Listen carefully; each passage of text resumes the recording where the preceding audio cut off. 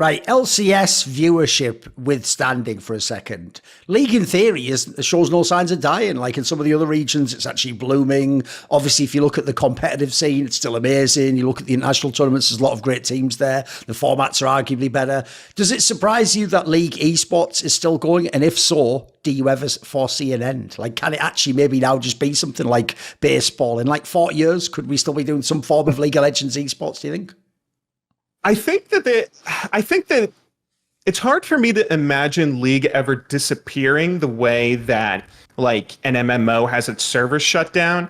I don't know if in our lifetime, like it will not be possible to log into a computer and play League of Legends, but I don't know how long League will survive, at least in Western audiences. I mean, esports is so interesting because it's such a relatively new thing. We don't have like years of history that we can back test and see like, oh, maybe it becomes an insurmountable problem when a game is 25 years old and people are still watching the same old gameplay. And, you have to release Counter-Strike 2 or something to keep attention.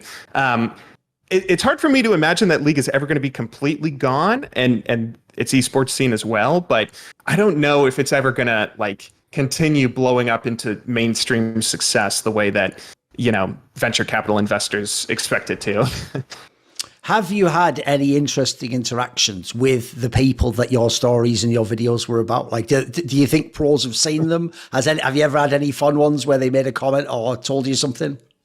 Yeah, so I become a nervous wreck whenever a person watches a documentary I've made on them, because I always try to like not interview a subject directly. Sometimes I'll try to interview people to get research for like the history of context. But I feel like if I interview Ocelot and I'm making a documentary on Ocelot, then that's going to make me biased, or I'm going to feel weird about presenting things in certain ways. But so when people watch it, they don't know that it's coming. And I always get so nervous they're just going to point out every little thing I got wrong because I didn't interview them. And it's a nerve-wracking experience. I remember when the Dignitas documentary came out, all of the old members of Dignitas, including Dominate, Scara, and Cutie Pie at least, all watched it. And I think Cutie Pie was a little offended I didn't talk as much about like how good he was as a player, and I just said, "Oh, he's this goofy guy." Yeah, sure.